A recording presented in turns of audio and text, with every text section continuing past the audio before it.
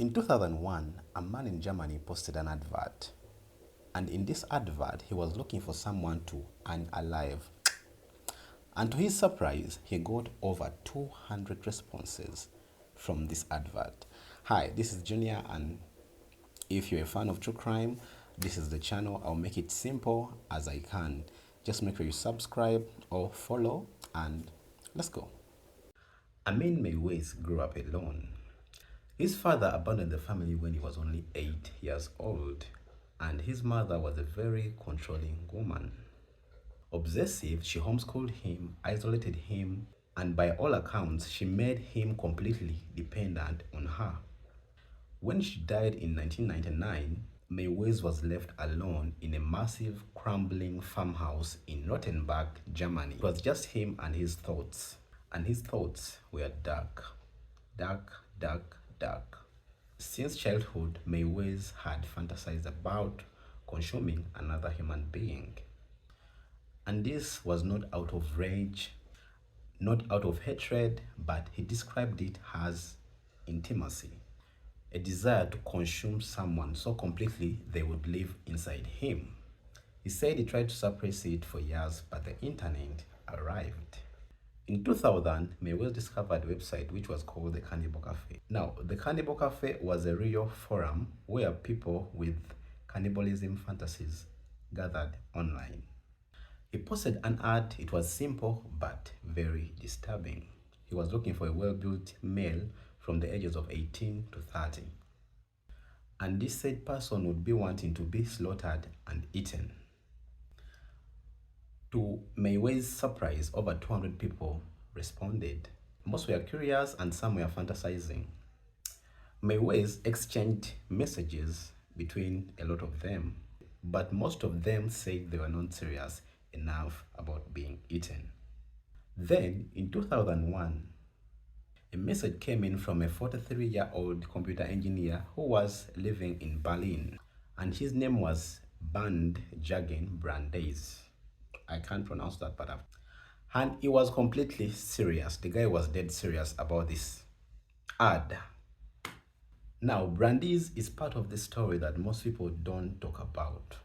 Most people completely leave out this story because he was not a victim in the traditional sense.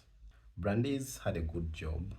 He had colleagues who respected him. By every external measure, Brandeis had a very, very normal life. But internally, he had harbored a fantasy of being consumed, as the ad was saying, since he was a child.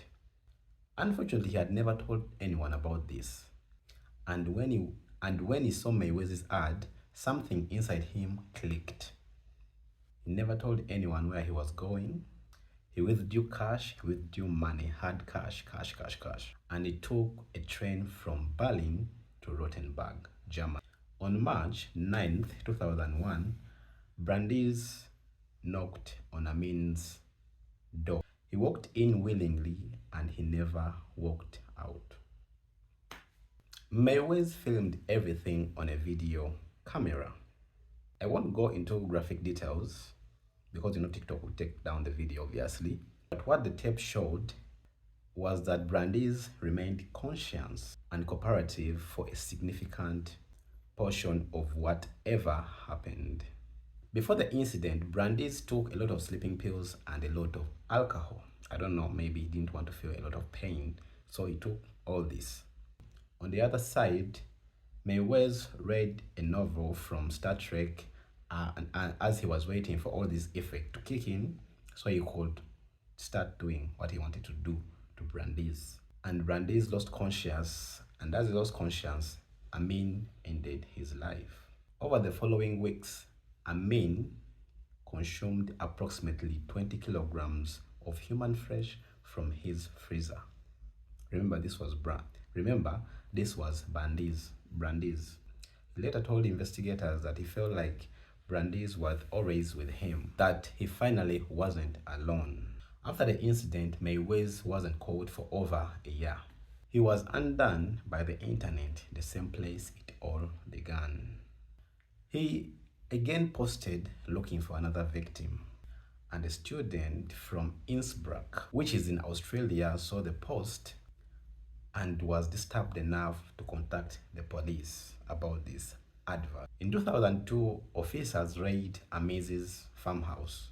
They found the videotape, they found the freezer, and to their surprise, they found Meiwes completely calm, cooperative, and unbothered.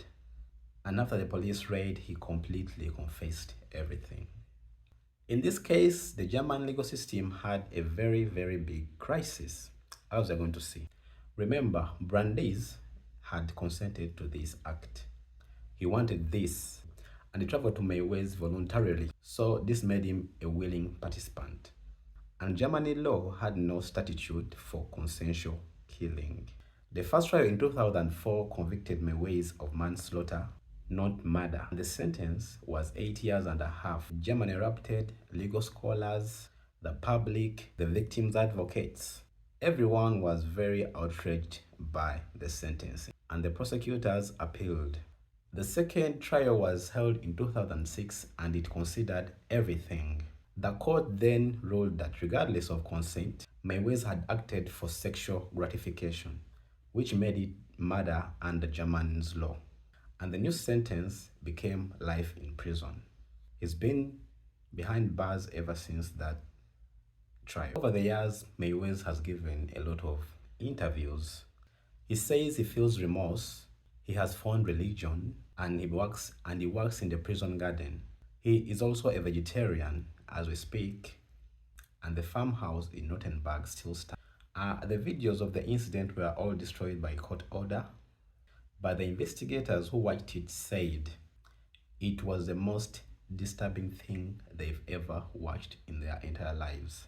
And remember, 200 people responded to that ad, and we only know what happened to one of them. So that's the case, guys. Just make sure you follow for more, and please put down in your comments, do you think they were other victims, or it was only Jagan in this case? And do you think Amis got a fair trial, or he would have got I don't know. Just put in in the comment section whatever you think, and I'll see you in the next one. Remember, I'll post 2 videos every week. Thank you for watching.